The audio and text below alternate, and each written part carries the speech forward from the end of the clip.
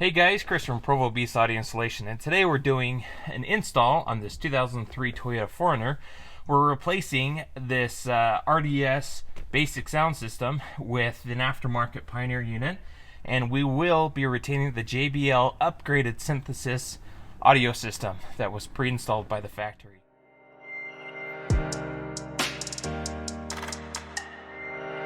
So the first thing that we need to do is get the factory radio removed out of the dash. We have to remove the lower bezel here just ever so slightly so we can have enough space to get into the radio. So the tools that we have are a panel tool, we have a Phillips, and a 10mm socket. So the first thing we're going to do, I'm going to go ahead and take off the shift knob. Put in the key, pull this back, open up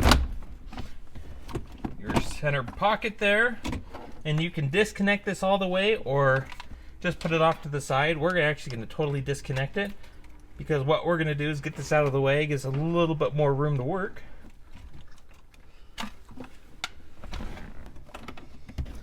Now the next thing here, just grab a hold on the sides. The center piece comes on out, again just held on with clips. And what that's going to do, it's going to provide you a little bit of space that these bottom portions here, whether you have bolts or not, allows you a little bit more space to pull this piece out. Now, before you go ahead and start pulling on this piece, there's usually one more bolt that's underneath the knee buster on the driver's side. So using a 10mm, whether it's a socket or an impact, there's going to be two down here, and that's going to loosen up this panel. And we're just going to pop that down just enough where behind it on the right hand side is another 10mm bolt. A little Phillips here. Out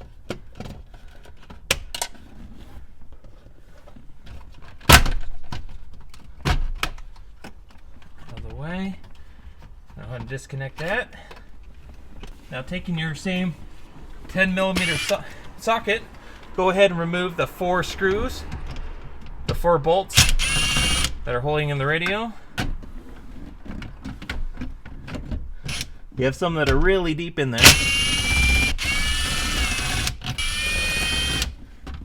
Okay, so with all those removed, now this should start to budge a little bit.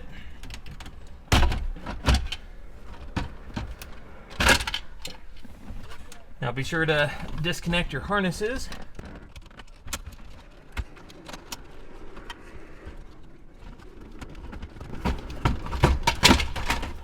Alright, there we are. So at this point, since we've already removed the 10mm bolts, the radio should just pop on out. And on the back here, you're going to have a couple of plugs. You're going to have 2 various antenna plugs, your main harness, then any other secondary harnesses here, depending on what features you have in your vehicle. The radio comes free. Now, before we've removed the actual radio, be sure that you've removed the tape if you have one and any CDs left in the player. At this point, let's head to the bench and begin prepping the new radio, dash kit, and wiring harness. Okay, so we're here at the bench. The parts that we're going to need for this install, we first of all have chosen this Pioneer AVH 1440 NEX. This is their limited run version. Great deal on Amazon. This has Apple Carplay, does not have Android Auto. We have our wiring solution here. We're going with this Crux SWRTY61J. This one differs than the other unboxing we have on the channel because this one supports Toyotas with the JBL amplifier, where the other variation does not. So whether you have the JBL Synthesis or not, be sure to pick up the right wiring kit. On the back here, it has all the other makes and models that this fits as well. If you're curious about what other applications Crux makes, go to their website there. We have a micro bypass. We're using this to bypass the video and setting restriction that Pioneer places. We're going to be replacing one of our blanks in the center console with a USB input for easy access for the Pioneer model. And then finally here we have our dash kit, which is the Metro 95-8210 dash kit. This one specifically is for radios that have RDS function. You have the other variation in case you don't have RDS, and we can post that part number in the description as well. Finally here we are doing a backup camera. We'll hold this off into a different video, but we'll show you how to install this later on. We'll have that video linked in the description in case you want to check it out. First thing we're going to do, we're going to go ahead and pull out the wiring harness from our Crux box, as well as a wiring harness from our Pioneer radio, and we're going to solder connections up and show you how to do so. Okay, so we're going to go ahead and assemble our dash kit. We have our radio here. The Metra dash kit that comes with basically has everything that you need. The nice thing is it shows you how to actually remove the radio, which we just showed you previous to the segment here. But in case you didn't have it, step-by-step instructions is actually kind of nice. They also show you how to assemble the kit as well. Okay, so we went ahead and got the kit on the radio here. Now again, this kit will vary depending on the year and the factory option that you had. This one obviously is for 2003 to 2005 with the RDS function. So we'll set that off to the side and now work on our wiring kit. Okay, so what we've done here is stripped both ends of our Pioneer wiring harness and our wiring harness adapter for the vehicle. And what we're doing at this point is soldering up color to color. Most of it will be color for color, which is super nice and easy. What we're doing here is we've twisted these together after stripping those wires back, and we have a soldering iron and some solder here.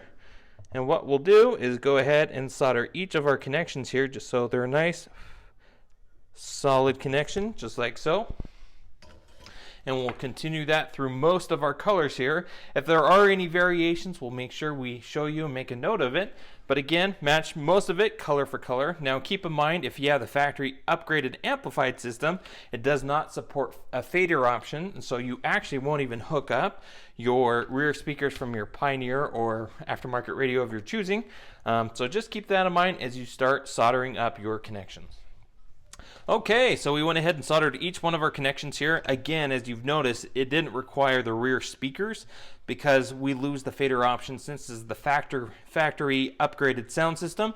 The fader option was actually facilitated within the amp itself, so it's fine. That's just options that we won't have. It's not needed. Now, if you bypass the amplifier, that is something that you would want to hook up, but again, your aftermarket wiring harness from Crux obviously doesn't have it supplied. So at this point, we're going to go ahead and move our heat shrink up and over our connections here.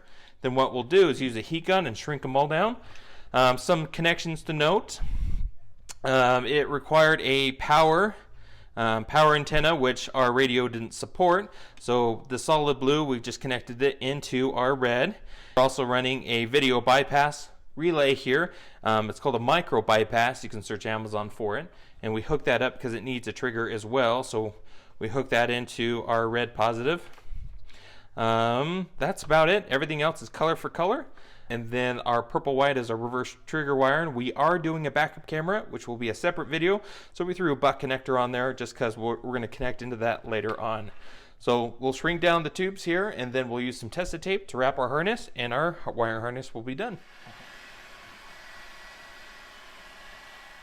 Okay, we'll let our harness cool. Now we'll need to wrap that one up with electrical tape, but after that, what we're going to use is some tested tape to wrap up our harness here, make it look factory, and then at that point, our harness is basically done. We'll need to set a few settings on our module here according to the instructions, so the module knows what car this is going into and what radio we're using, and then we're using this. It kind of looks like an aux cable, but it's our steering wheel control wire, and this will go to the WR input on the back of the radio for Pioneer specifically.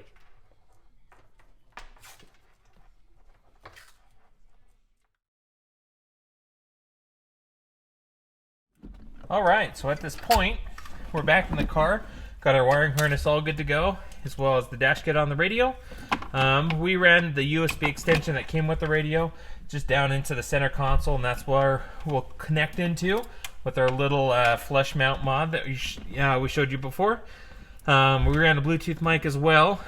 In case you don't have a Bluetooth mic, you can just disregard it. It just depends on the radio you're installing.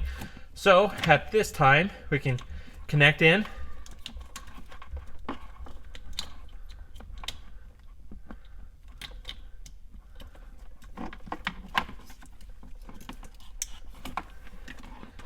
Perfect. Go ahead and start connecting all your harnesses to your new radio.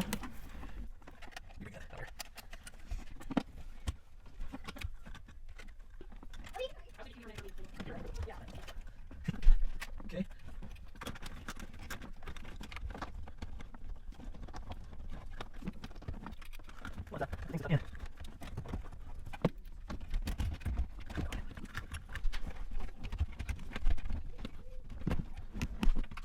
We'll test.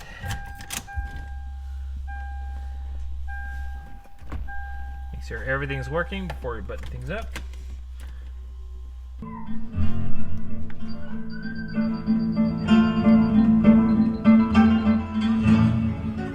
We are good to go. Let's go ahead and reassemble the rest of the dash.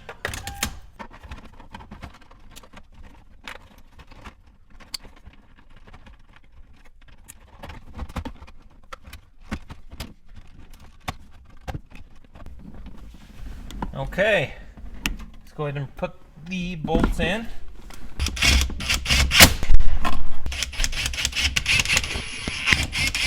Okay, so with that now in, we can put our HVAC controls back in.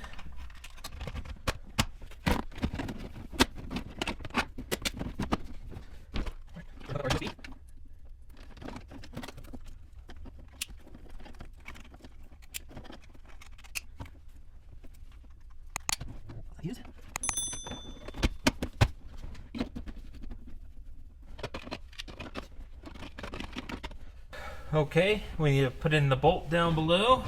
Recorded in October 2014. We need to go ahead and put the bolt in and reassemble the base of the dash here. But other than that, everything's working great.